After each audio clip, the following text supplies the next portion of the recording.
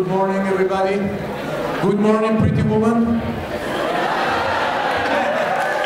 Okay. You all remember, okay. So, some few announcements. Please sit down. We want to start.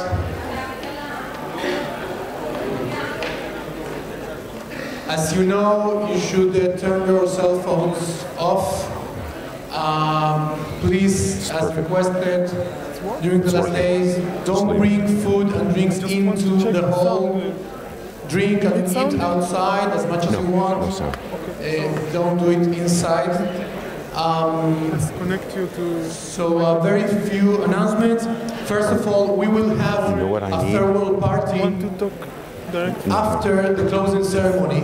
We will give you 20 minutes between the closing ceremony and the farewell party to change clothing or to have a rest or to do whatever you want.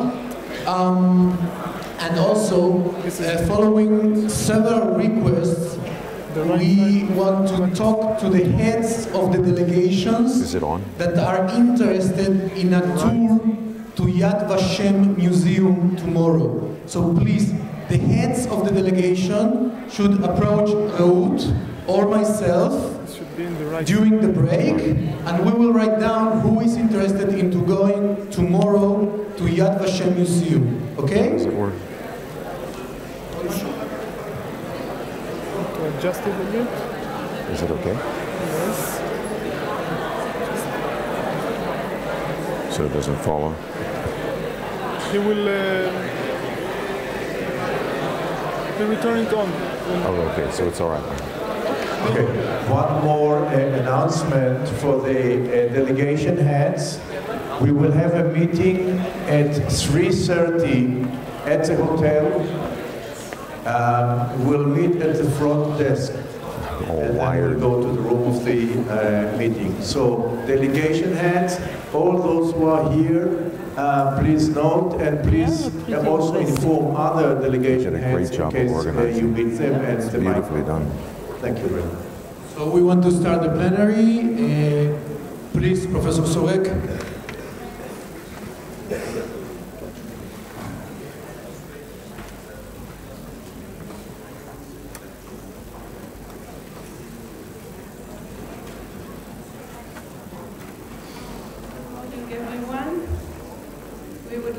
Start this morning by inviting Orel Oshrat, who you heard already, who will play for us an original piece called Innocent that he dedicated to his newly born nephew, Orel.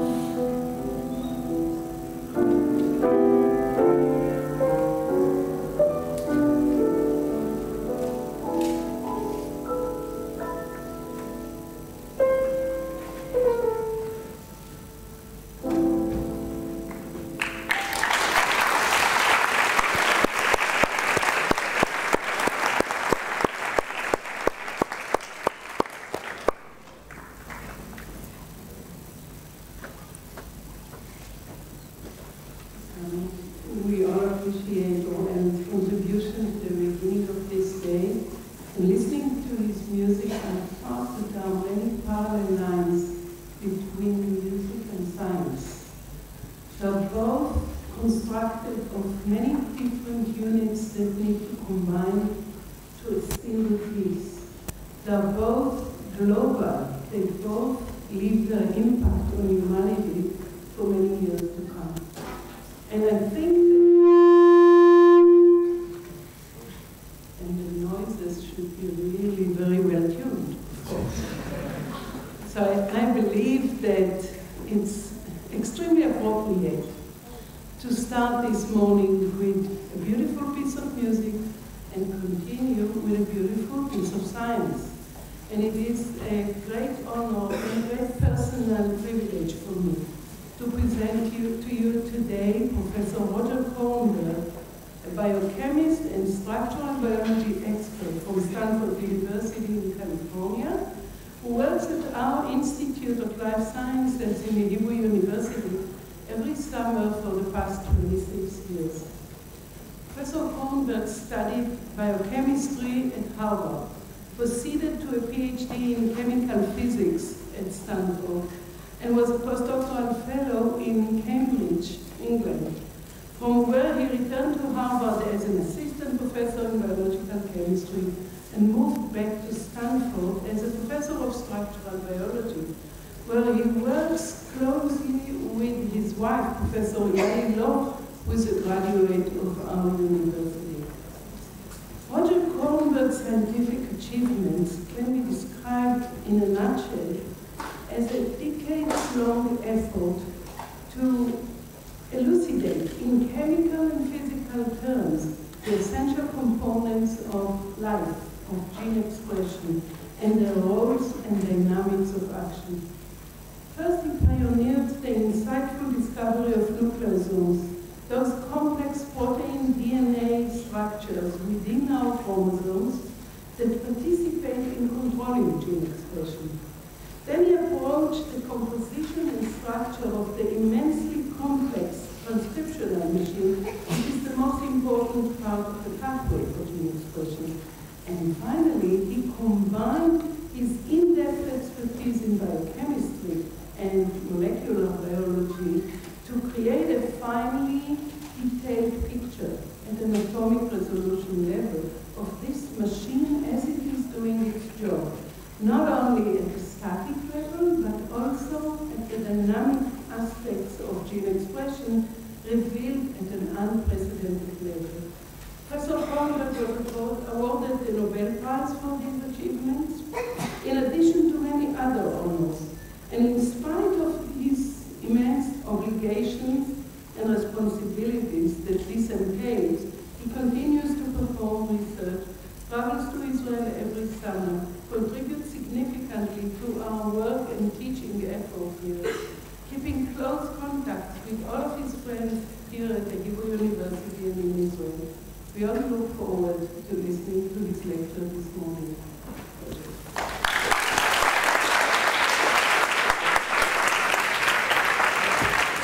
Thank you, Mona. Thank you.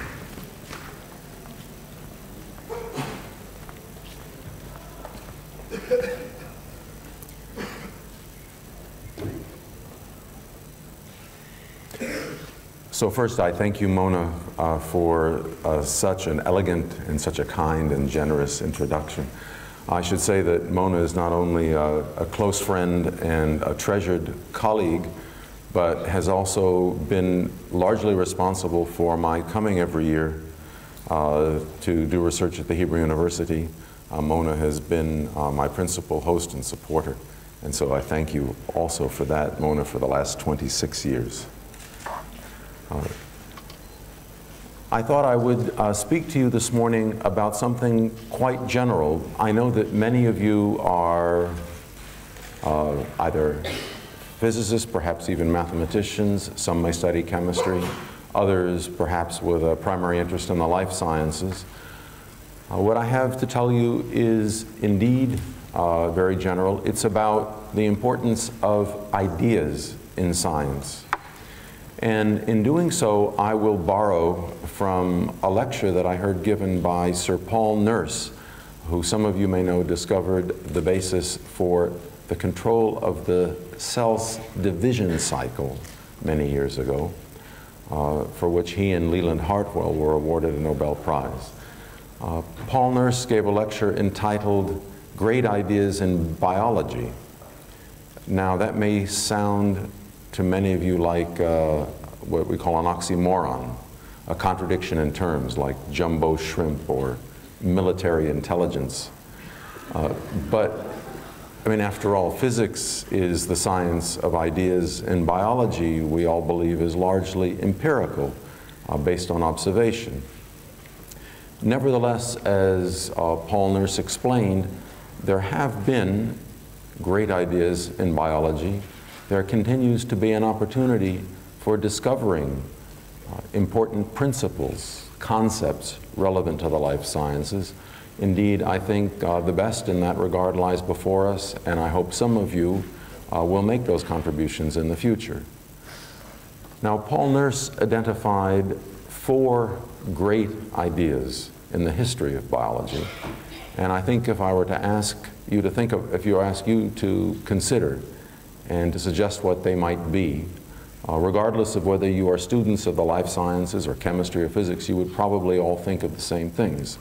Paul Nurse began with the idea of the cell as the unit of life.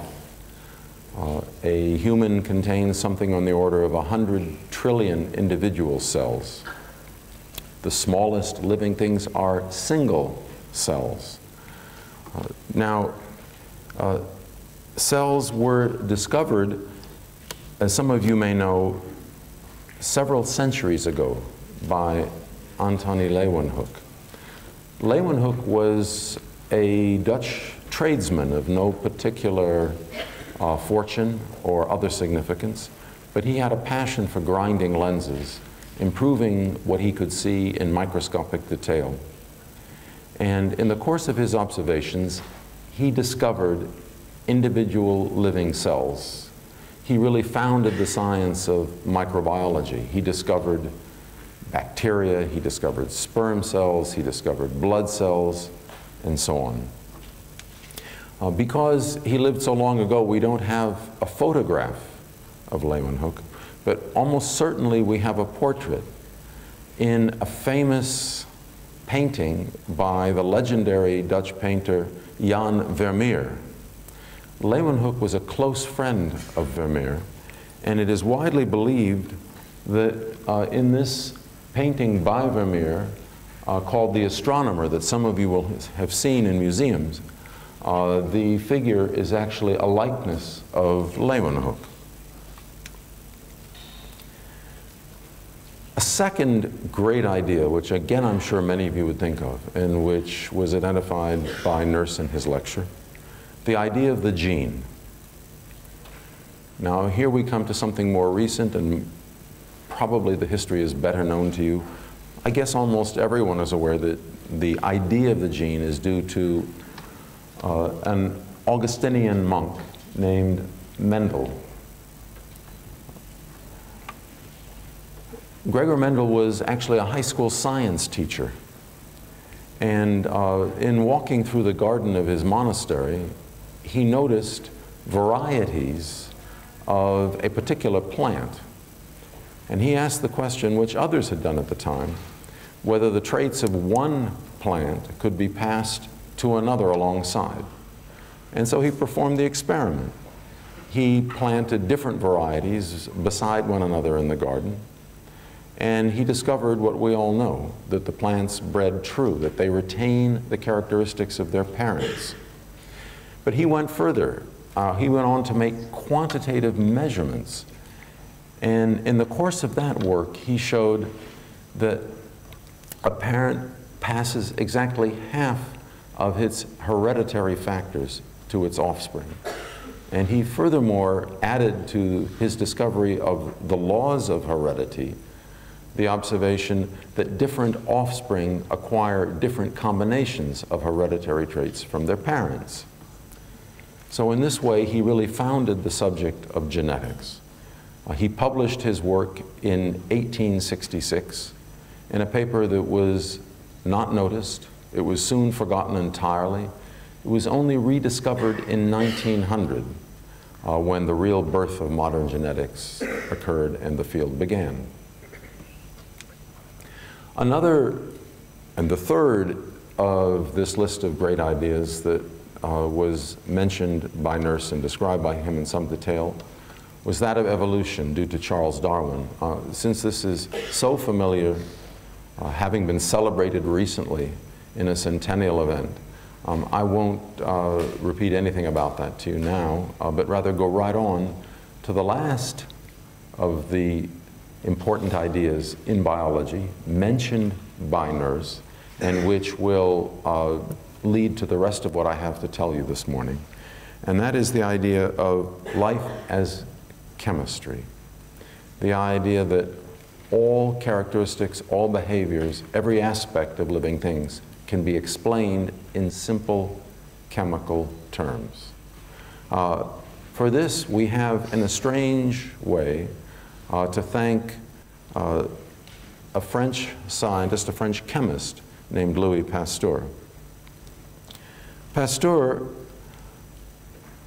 was the son of a tanner and not a very good student in school, but he went on to make some of the founding discoveries in the history of biology, and as I will tell you, in a strange way, leading to the science of biochemistry.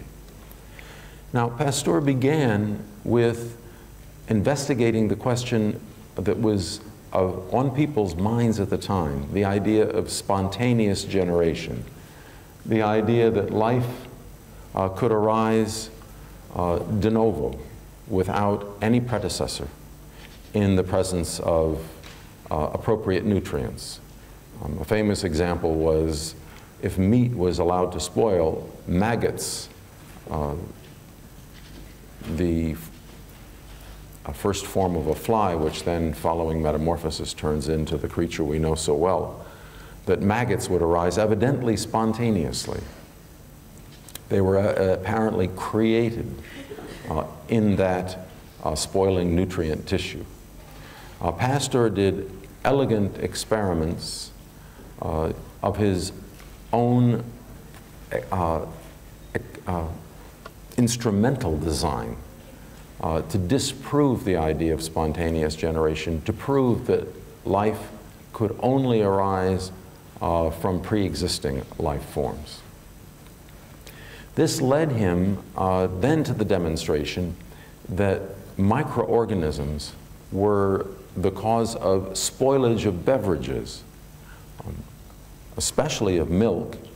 And then finally, he created a process for heating milk to minimize such spoilage that we know today as pasteurization. He went on to show that yeast were important for the fermentation of sugar in grape juice to make wine. And he made a major contribution to the French wine industry, which was in crisis at the time. Then Pasteur asked a fundamental question, which, as I say, led to the development of modern biochemistry, but in a surprising and backhanded way. He asked the question whether fermentation requires a living organism. Does fermentation of sugar in grape juice to make wine, or if you will, fermentation in the process of any alcoholic beverage, beer or what have you, does fermentation require a living organism? Does it require an intact, respiring yeast cell? Now, to answer that question, he broke the yeast, he extracted the juice from living yeast cells. The yeast were now removed entirely, the debris taken out of the extract, and he showed that that juice was unable to ferment grape juice and make wine. As a result of that experiment, he set back the emergence of the science of biochemistry by a quarter century. It was only in 1893 that Eduard Buchner repeated the experiment and obtained the opposite result. The reason was that the yeast that Pasteur used happened to be a mutant form in which the enzymes for fermentation were very labile, sensitive to the process of extraction. They were destroyed in the process of extraction, and thus the failure of Pasteur's experiment. Buchner, when he repeated the experiment, chose another strain of yeast, which was not a mutant in this way, and he was successful. And the importance of his discovery was so great, he was awarded the Nobel Prize in 1907. There is a famous statement Buchner made in his Nobel address that he and others of his time were so profoundly influenced by Pasteur's observations, by his authority in the subject, a term that you heard mentioned at the very outset of this science camp. They were so intimidated by the authority of Pasteur, who was not only a brilliant scientist, but also a great publicist and advocate for his own ideas, that they never dared even to attempt, and when they found a contrary result, would not believe their own experiments. Nevertheless, Buchner persisted. He was successful, as I've told you. Now, Buchner's result was important for another intellectual concern among scientists of the time. So there was great interest in identifying what was termed the vital force. People made the distinction between, which we still do, between organic and inorganic matter. And the observation, the distinction was based on simple observations. For example, the properties of egg white. It was well known that if you boil egg white, then you can never restore it to its original form. In contrast with an inorganic material, like a lump of metal, which if you heat it up and then cool it again, it can regain its original form. So this led to the idea that living material, or material derived from living things, must have inherent in it what was termed a vital force. And it was really to address that question that Pasteur did his experiment, asking whether a living cell was required for fermentation. So the significance of Buchner's finding was recognizing that it is a component of the living cell, indeed the enzymes, the catalysts for all chemical transformations, that really represent what could be termed the vital force that distinguishes living from inanimate matter. Now, I will turn from these general ideas to more specific and indeed more relevant in respect to my own life and science. Ideas about life as chemistry. And I will give you the particular example, which in a way harks back to Mendel's observations of genetic chemistry. I'm going to speak in the next few minutes in quite general terms also about genetic chemistry, a bit about some of the work that I myself have done that was mentioned by Professor Sorek in her introduction. I will do so in a way which is intended to be understandable to all of you, whether you study life science or not. And knowing that some of you are physicists, perhaps even mathematicians, I will make an effort to speak in the most general, and I hope to all of you, understandable terms. For those who may be chemists or biochemists or biologists and would like to hear something more precise, who would like to hear further details, then this afternoon when I give a follow-on session, I'll tell you about some particulars. So then, in a very general way, virtually everyone, even I would say the lay public today, from reading only the newspapers or surfing the net or what have you, will know that genes are made of DNA, and they know of DNA as a so-called double helix because it consists of two strands of chemically covalent or entirely linked or joined material interwound about each other. A human cell contains about a meter length of DNA. Every human cell contains the same meter length of DNA. It must be compacted inside the cell on the scale of a micrometer. So it must be condensed approximately 1 millionfold. The next slide illustrates at the level of light microscope observation that condensation. So here at the top you see the chromosomes of a cell, which could in this case be a human cell, in their most compact form at the time of cell division. Two groups of chromosomes that have been made by the process of copying or replication, moving towards in opposite directions towards the poles of the cell division, which after cleavage through the middle will give rise to the two daughters of the division. Following division, within each daughter cell, the chromosomes expand. They come to largely fill the nucleus of the cell, which I have said is an object on the scale of a micron, 1 micrometer, because they have achieved an expanded or diffuse state. They're no longer visible in the light microscope. There are certain special forms of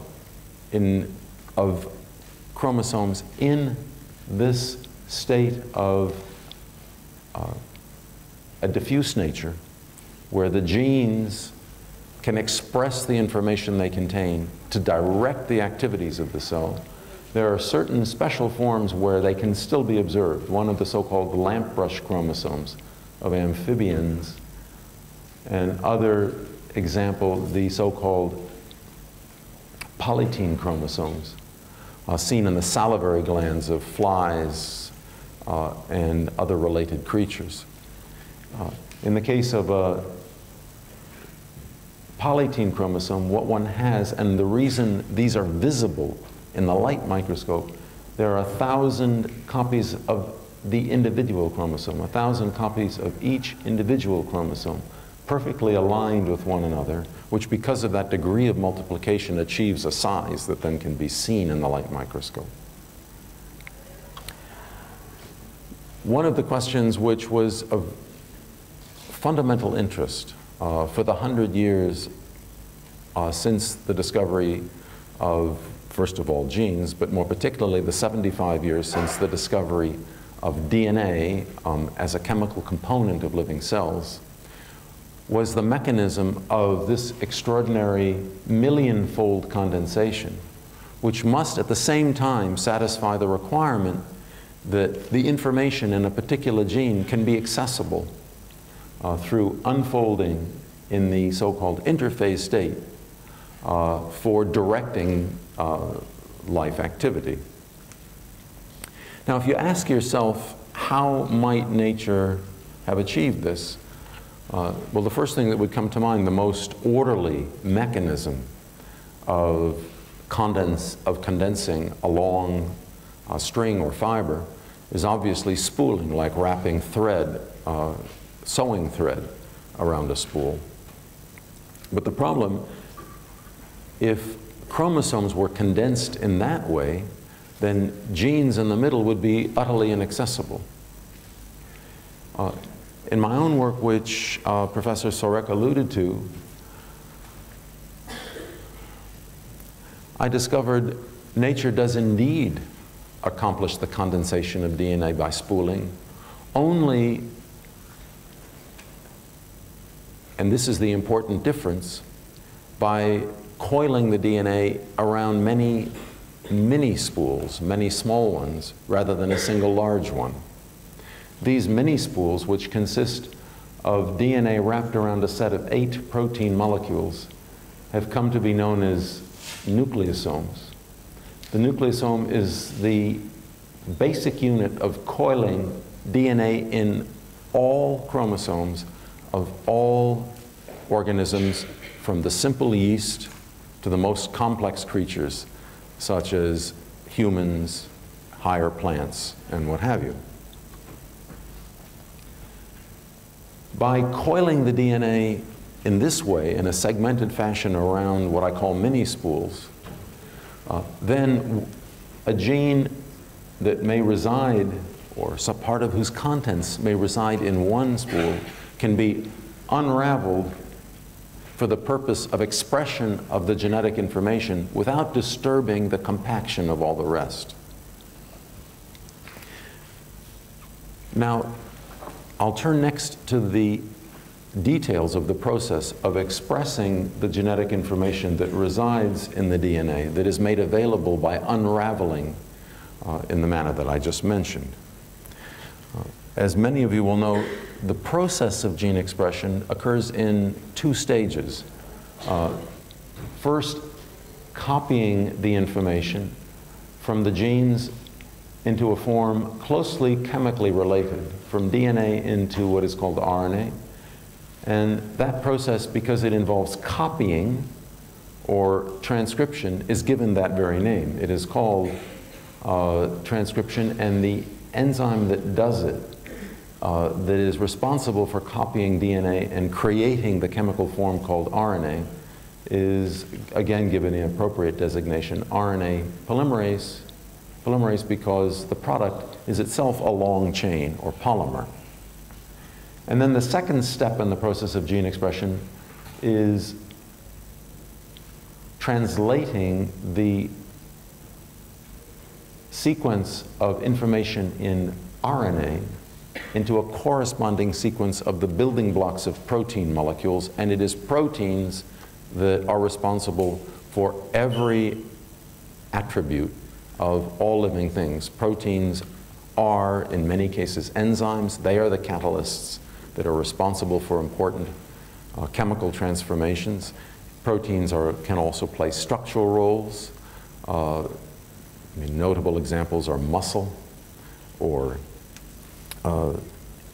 keratin, such as is found in fingernails, claws, hair, what have you.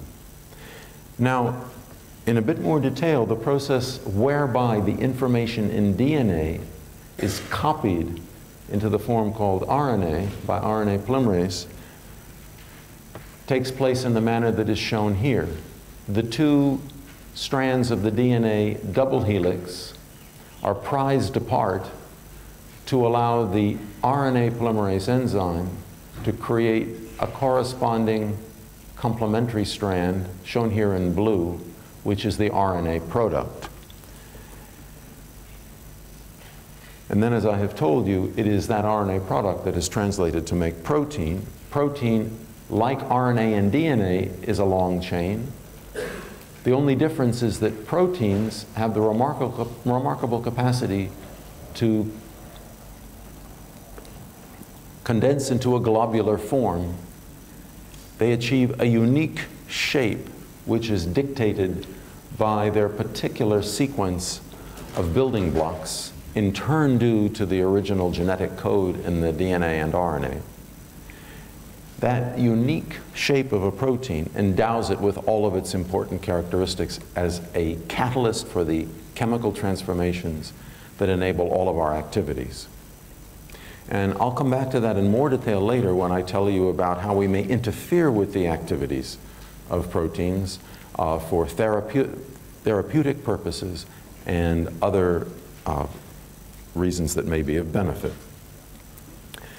Now, the last thing that I'll mention in regard to proteins and their role as catalysts, to illustrate in more detail their folded forms, comes again from what was mentioned by Professor Sorek in her introduction, namely my own efforts over a period of many years to discover the precise folded form of the enzyme RNA polymerase that copies DNA into RNA.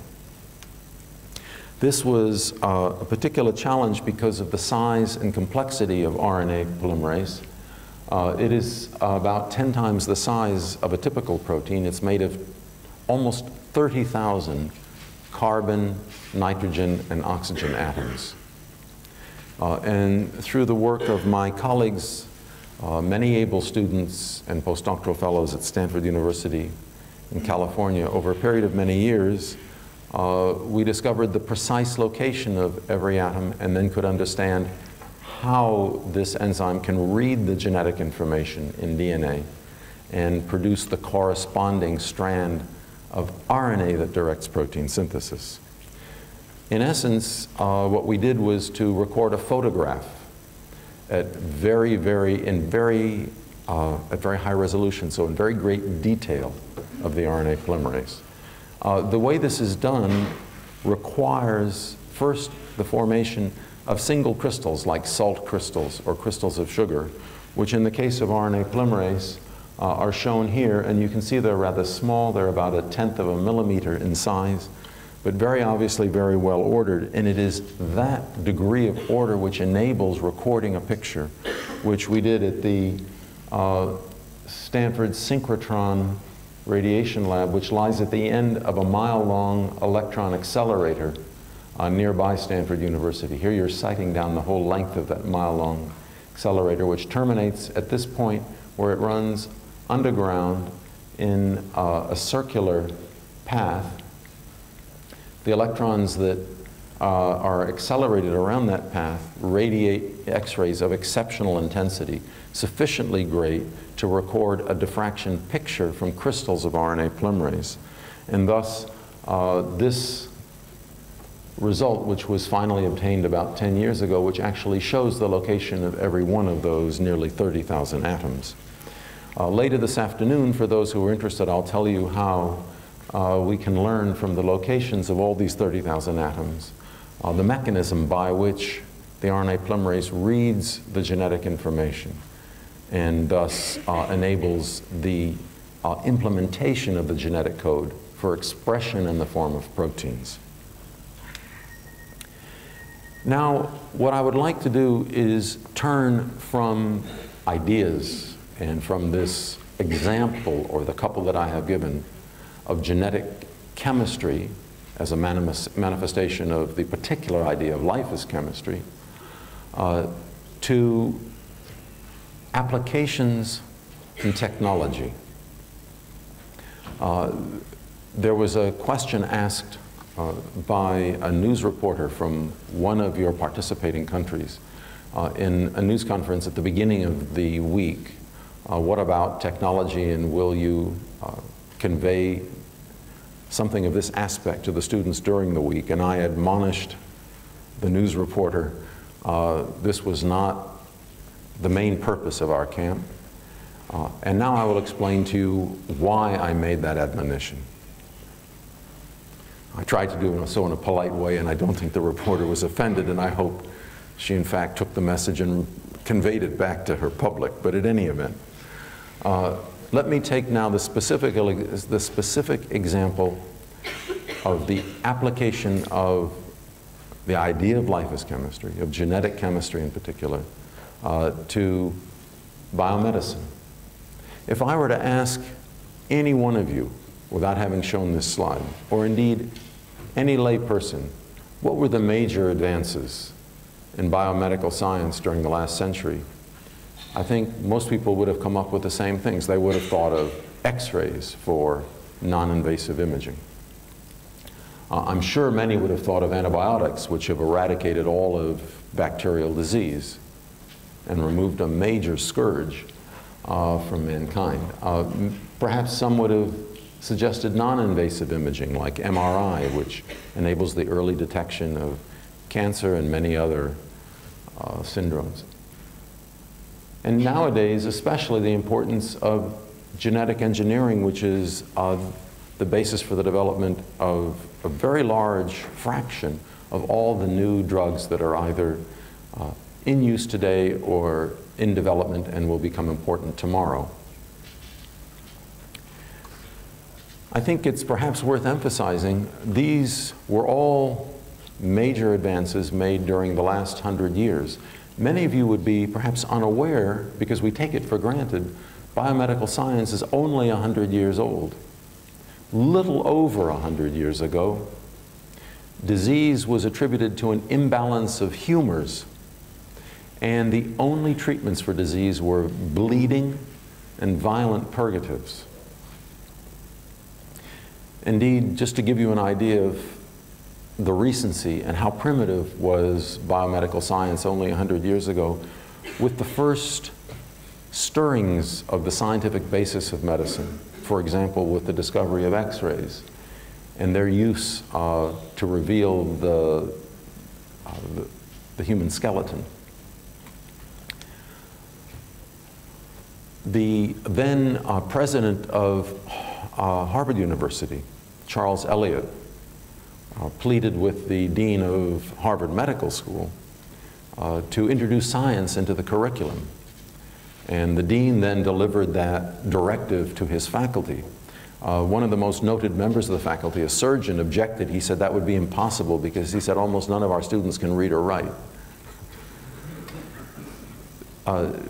Medical schools at the time were trade schools, and they really were, and they were profit-making schools, and they had the purpose of conveying whatever was the lore, whatever was believed about medicine, as I have told you, largely incorrectly or uselessly at the time, to those who would then go off and practice it on an unsuspecting public. Coming back to these major advances which have transformed medicine from that primitive state to what we know today, what I want to point out, they all had one thing in common, which relates to what I have told you up to this point in the lecture. They were all made in the pursuit of knowledge for its own sake. They were all made without any intention, any idea of an application, much less curing disease. So what we learn from this is the importance of basic science. What this tells us, if you want to solve a difficult problem, do not attempt to do it directly, but rather pursue a curiosity about nature. And eventually, the solutions of even the most difficult problems will arise. The lesson, then, of the last 100 years or more of biomedical science: do basic research. Now, I thought I would give, just touch on one of these examples of discovery to illustrate this point, namely how it was found, again, through the pursuit of knowledge and knowledge alone, to solve an important problem. It's an example that's very familiar to you, but you may not know of the very way in which it came about, the example of antibiotics. Everybody knows the story of Alexander Fleming. I'm sure all of you have heard the story of how Alexander Fleming, by chance, while cultivating a disease-causing organism on a petri dish, on a plate, saw a mold growing in the corner, and around it a halo of dead bacteria. And from that arrived at the notion of what was secreted by the mold that has come to be known as penicillin. But what you would not know is that Fleming's discovery of penicillin led nowhere. Fleming discovered penicillin. He failed to isolate it, could not demonstrate its chemical characteristic. And he published a paper which, like that of Mendel many years before, was soon forgotten. It was only decades later that Howard Florey and Ernst Chain rediscovered that paper, succeeded in isolating penicillin, leading to its present use and to the whole realm of antibiotics in general. Florey was an Australian immigrant to England where, from rather modest beginnings, he rose to a prominent role, became head of the Sir William Dunn laboratory at Oxford. Ernst Chain was a refugee from Nazi Germany, a Jewish refugee at a young age who was not only a scientific but also a musical genius with a photographic memory. And when Florey wanted to investigate the structure of bacterial cell walls, Ernst Chain could remember having read this obscure paper by Alexander Fleming, and he knew of earlier work by Fleming suggesting that molecules or substances like penicillin might have an effect upon the bacterial cell wall. So they investigated penicillin with the purpose of discovering the structure and understanding the organization and the biosynthesis of bacterial cell walls. It was only after Chain, a far more skillful chemist than Fleming, succeeded in isolating the very unstable penicillin molecule, they discovered its chemical nature, appreciated that because of its single small molecule chemical nature, it might be valuable for treatment of disease. Penicillin then came into use for that purpose. And for that discovery and its eventual implementation, Fleming, Florey, and Chain all shared a Nobel Prize some years later. Now, the last thing I would like to tell you is about how our more sophisticated knowledge, what is available to us today in the way of protein structure, so which I mentioned in the particular example of RNA polymerase, can enable extension of this idea due to Fleming, Florey, and Chain to the treatment of a wide variety, I would suggest perhaps virtually all human disease conditions. So it is because of a knowledge of the structure of a protein molecule that we can attempt to discover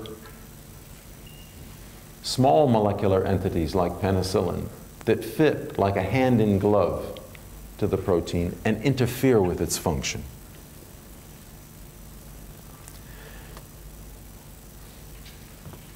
This approach to the discovery of new drugs, of new therapeutic entities,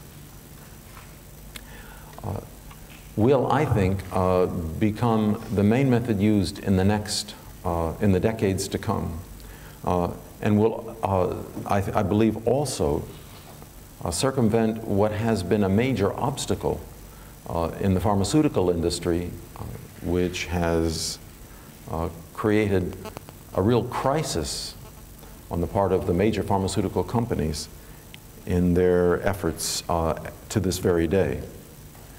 So the challenge, as I have mentioned, is to discover a molecule that interferes with the action of a target in a living thing and thereby prevents the advance of a disease, whether it be a bacterial disease or a viral disease or cancer or what have you. What was attempted in the pharmaceutical industry was to take advantage of this idea and test a very large number of molecules to find one that would interfere with the function of a particular target known to be important, say, for the development of cancer or another disease condition. The problem is that with all of the efforts in the industry, it is now possible to test on the order of 1 million different molecules, but that is far from sufficient. One would need to test millions upon millions upon millions upon millions more molecules to find one that will fit exactly and thus serve in the appropriate manner to block the function of a protein important in disease. The problem is that the molecules, 1 million molecules, will almost never contain somewhere in that population one that fits exactly. And it is because of this problem that the pharmaceutical industry is in crisis. So what you see here in blue is the expenditure made by the industry, measured in tens of billions of dollars. And here in red, the number of approved drugs over time between here 1996 and the year 2006. More and more money has been spent. Fewer and fewer new drugs have come on the market because of precisely the problem that I have just mentioned to you. Now, the way in which this problem can be solved is by what I have told you, namely determining the atomic structure of a drug target. And then instead of testing many millions upon millions of molecules, design one or a small number to precisely fit the target. Here's an example of something which is as yet unpublished. Here is the RNA polymerase of the flu virus. We have no effective treatment today of flu or indeed of almost any other virus. There is no counterpart of antibiotics for the treatment of all of human viral disease. But here is a molecule that was designed to fit the so-called active center region of the flu RNA polymerase. The molecule is shown here in, as a stick figure against the background of the protein structure. It fits very precisely. At a concentration of 1 part in 10 to the 9th, it will block the action of the flu polymerase. And this molecule is one of many made in this way that will soon enter into animal and then human clinical testing and promises a cure to disease. So what I would optimistically foresee as the outcome of this entire saga that I have conveyed to you this morning is the end of all disease. I believe ultimately the cure of all viral disease. I am sure that better small molecules than those currently available will be found for the treatment of cancer. And to be even more provocative, I would argue that small molecules will be found that are effective antidotes to aging. They will not be of benefit to me or perhaps even Professor Sorek, but to those of you in the audience, I think you can look forward perhaps to many lifetimes of discovery. And with that, I thank you for your attention.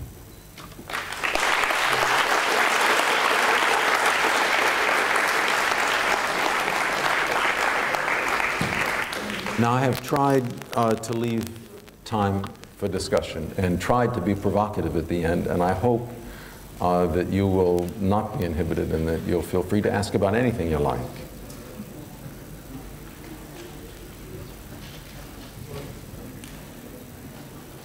Well, hello, Professor Guangmeng. I'm Zhang Jingzhong from China, and I have a question. We know that in basic research there are thousands of reactions, and most of them will not be applied widely in the future. So is it possible to distinguish the promising ones from the unrealistic ones on this basic level? So, to be sure everyone understood the question, let me repeat it. The question is, in the course of scientific work, one may discover, and speaking now of biochemistry, hundreds, perhaps thousands of chemical reactions, enzymes that catalyze those reactions. Perhaps not all of these will be of practical benefit. Is it possible, or how might one distinguish those that have potential application? The answer to your question my answer to your question may surprise you. I don't think that there is any fundamental knowledge that is not ultimately of significant practical benefit as well. One never ceases to be surprised by examples of this type. The reason is that every chemical reaction that forms the basis of life and that is catalyzed by an enzyme molecule plays a pivotal role. There are no truly non-essential life processes, and every one of them will come into play in some way, shape, or form, ultimately through aberrations mutations of the enzymes or exposure to toxic material or what have you in the course of disease or other conditions. I would argue that there is no fundamental science which is not ultimately, not only of intellectual importance, but also of practical value. I think you can study anything that fascinates you, and it may not be discovered what is its practical significance in the near future, but it will one day.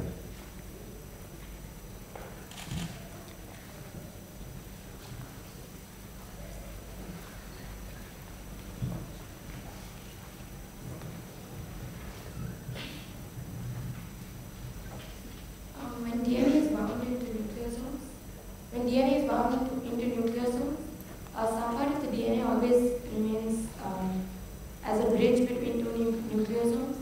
So is that because that part has to be transcripted usually, or is it because the other part has to be protected? So the question is, when DNA is coiled or condensed in the manner that I told you, in a chain of nucleosome particles, one has, in addition to the DNA that is wrapped around the proteins of the particle, also the DNA referred to as a linker DNA that passes between the particles, connects one to the next. And the young lady who asked this question observes that that DNA is not confined or in some way restricted in accessibility. And she asks, is that DNA then what is exposed for the purpose of coding for proteins or otherwise expression of the genetic information? Well, the answer to your question is more subtle, but it's a perceptive and insightful question, because a gene will in fact encompass many nucleosomes. So it would not be possible for the genetic information that we require all to be encoded in the linker regions between the particles. But nevertheless, the exposure of the DNA in those regions that you have noted is believed to be of importance. What we know today, in many cases, the genetic elements that control expression, which are much smaller than genes, are often appropriately located in those exposed linkers between the particles. When a signal arrives to affect control, in particular to turn on the expression of the gene, it is received at that exposed portion and then brings about the removal of the nucleosomes from the adjacent region to make the entire gene available for expression.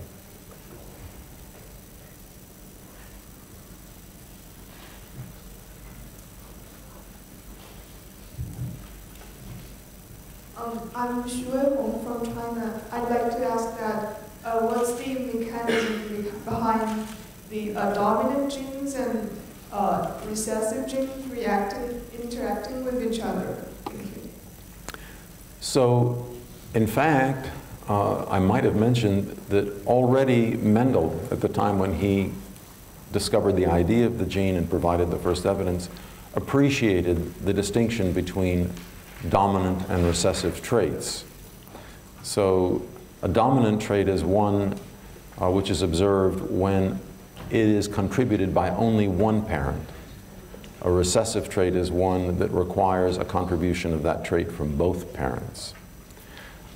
We understand in many cases what is the difference. For example, if a trait is expressed in the form of an enzyme that catalyzes a chemical reaction, it may be dominant because you only need one copy of the gene to express that enzyme, and it will be present and it will catalyze the reaction. On the other hand, if a trait results from, for example, the mutation of an enzyme to prevent a reaction, then it will be necessary for that trait to be contributed by both parents, so the enzyme is altogether absent, or else it will still be observed.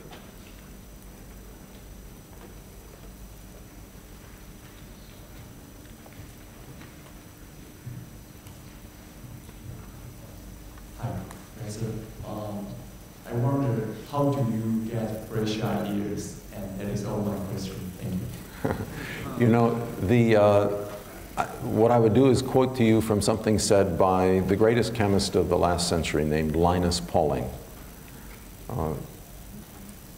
I hope some of you have heard of the name of Linus Pauling. He was truly the giant of chemistry of the 20th century.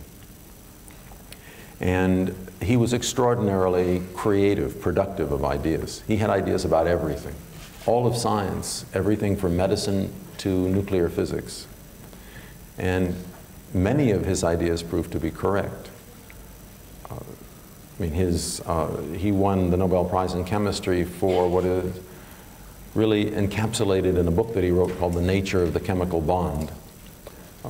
He was the one who translated quantum mechanics into the everyday language of chemistry.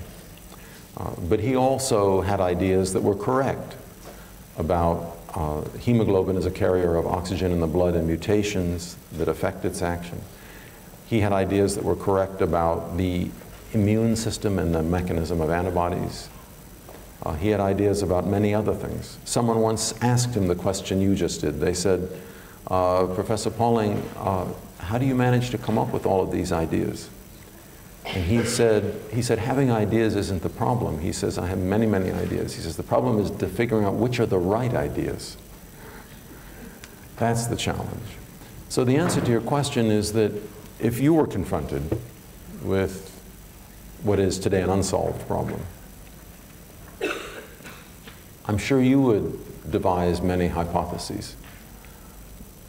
The hard part is figuring out which, if any of them, is correct.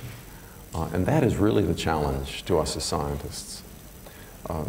It is not so much devising hypotheses as devising testable hypotheses and then succeeding in distinguishing the right one from all the wrong ones.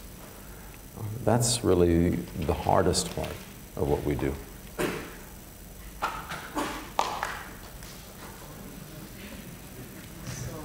I'm Chinese from China. I've got a question about the genetic engineering. So can we make an RNA that has two chains, not one chain, just like the DNA? If we can, is there any special characteristic this special RNA has? So the answer to your question is that RNA is the genome of many viruses, not DNA. The RNA there may be single-stranded, or it can be double-stranded, especially in the process of its function in directing the activities of the genes giving rise to viral infection, in the multiplication of the viral genome. Double-stranded RNA in that respect is very, very similar to DNA.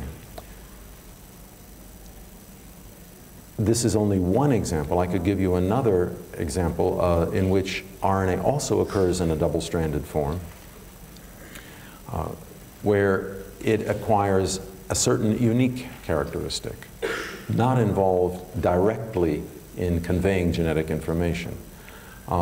This is the example of what is called silent interfering RNA. So nature has devised a mechanism whereby a small RNA molecule, one of only about 20 building blocks, 20 residues in length, can control a pathway of gene expression. And the way it works is through complementarity to the product of a gene, to a long messenger RNA, and then interaction with a protein machinery which, by virtue of that complementarity, cleaves the messenger RNA and thus prevents expression of the gene in question. So double-stranded RNA is important in nature. It occurs in multiple forms, and it plays a crucial role in human and other high organism development through the mechanism that I have just mentioned.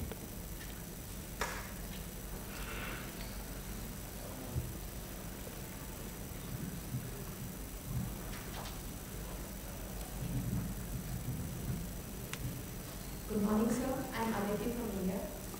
So derive a model of a protein or RNA theoretically, and we have the sequence, generally we find we try to find the lowest energy state, like which structure will have the lowest energy.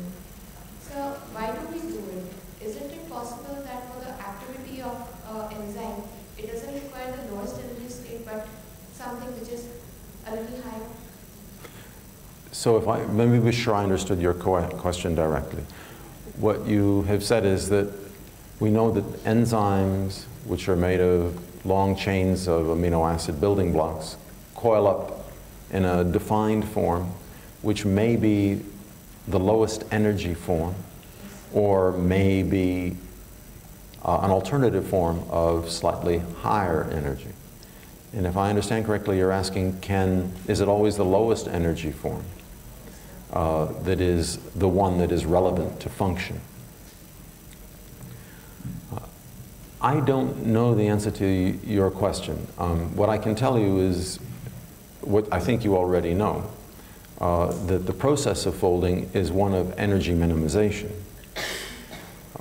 But in the process of energy minimization, one may, the protein in the course of its folding, may fall into an energy well, so to speak, which is not the lowest energy form that can be achieved, but it may be trapped there because the barrier to rise out of that well is too great. In fact, the actual process of protein folding occurs along such lines. So proteins fold, they become trapped in intermediate states. And we now know that there is a machinery in cells which then unfolds them to give them another chance to try to find a lower energy state. The only thing I can't tell you is whether they ultimately adopt what is the lowest energy conformation that is theoretically obtainable for that particular sequence of amino acids in the protein. I think we can't really tell you the answer to that question at the present day.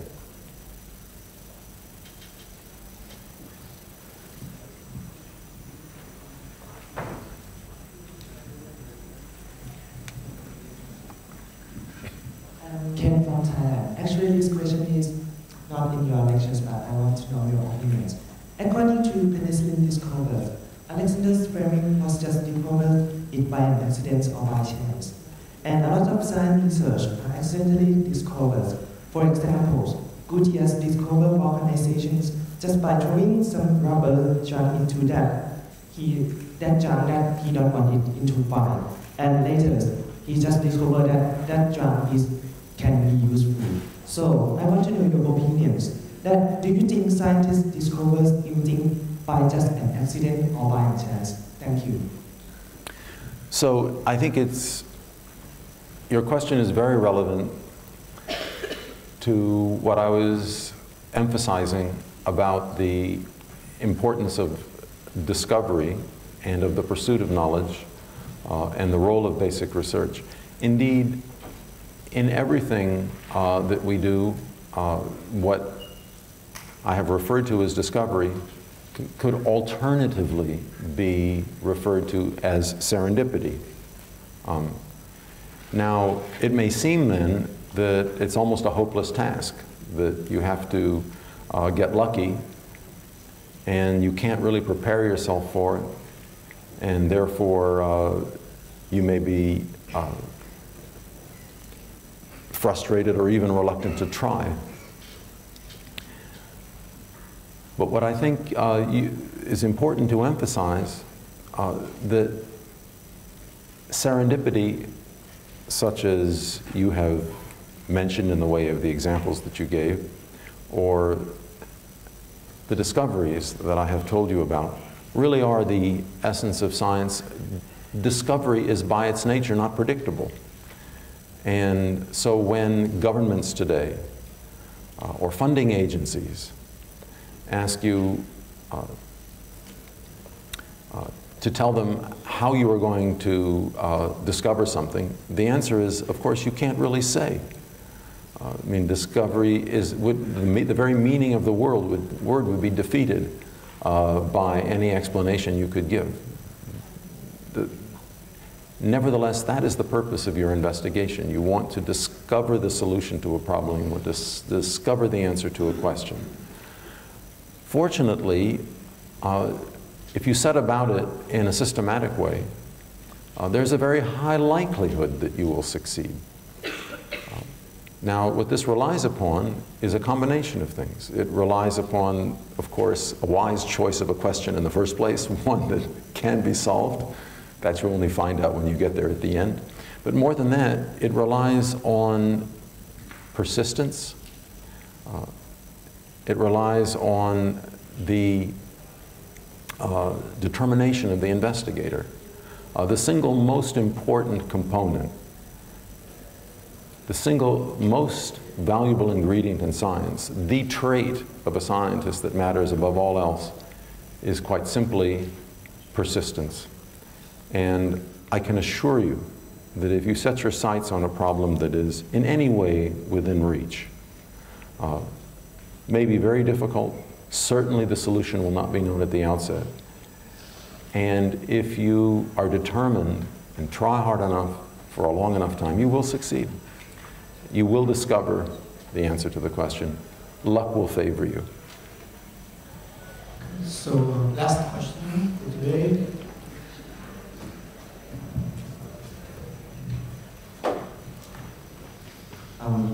Main fear is from Thailand. Okay, my question is, why small life that have no brain, such as bacteria, why they should, why they know what they should do? I mean, for example, why bacteria know they have to create the protein? Why they know why they have to transcript mRNA to do something? So I didn't completely understand your question. Please say the last statement again. Why is DNA needed? Is that what you asked? I mean, why the small light does have no brain? Why they know what they should do to survive? Because for bacteria, they don't have brain, but they have only RNA. Oh, so you're asking why DNA and not RNA? Is that your question? Or did someone understand better than I? I think that was the question. Did I get the question correctly? Did you ask me why will they use DNA, why not RNA as genetic material? He said that how can single-cell organism know what to do because they has no brain. How cells know how to behave because they have no brain. So oh, I see. Sorry. Single cell.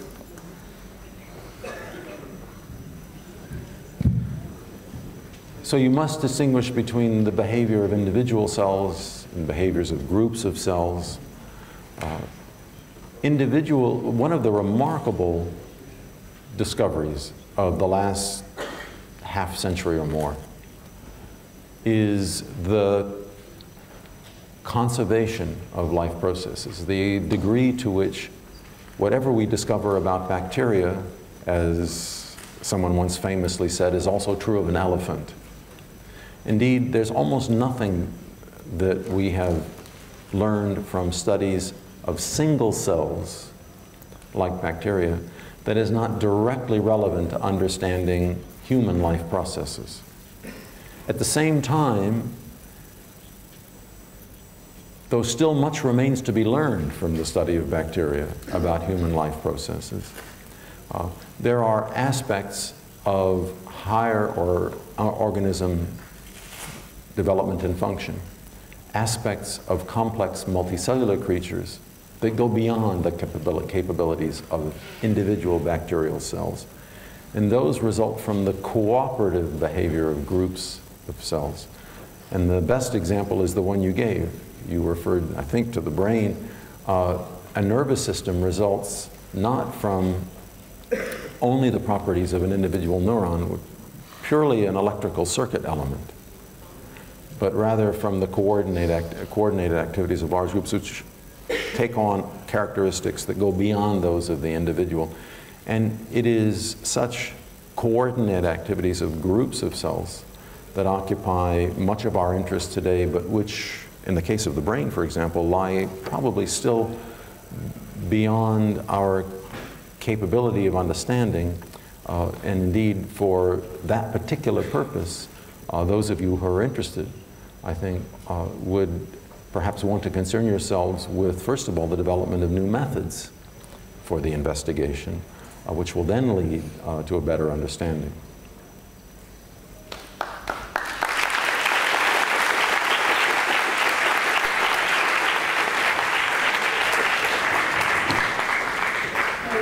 Exactly what I meant. It's always exciting to listen to Roger Cornfield. And listening to him now, I remember a story about the persistence of creativity that was told by one of the ex-presidents of the State of Israel, Professor Ephraim Katzir, who was himself a very well-known biochemist. And Professor Katzir was telling us about a little village where this guy lived and was raising chicken for his living. And suddenly the chicken started getting sick. So he had a problem with biomedical science. Now, in those little villages, what people did was to consult with the rabbi. So he goes on Saturday to the synagogue, and after the prayer, he consults with the rabbi. What can I do to cure my chicken? And the rabbi smooths his long beard and opens a book or two and says, oh, I have an idea. What you need to do is take some plaster off the wall and add it to the chicken feed. And the guy said, thank you, Rabbi. He goes home and he does exactly what the rabbi instructed him, but the chicken don't get better. So the next Saturday, he consults with the rabbi again. The rabbi thinks harder, and he opens more books, and he says, I have an idea. You need to go at midnight to the end of the village where this green plant grows, cut it down, chop it in, add it to the chicken feed. And the guy says, thank you, Rabbi, goes home, and he follows this advice. Nothing happens. So this goes 1 week after the next until all his chicken are dead.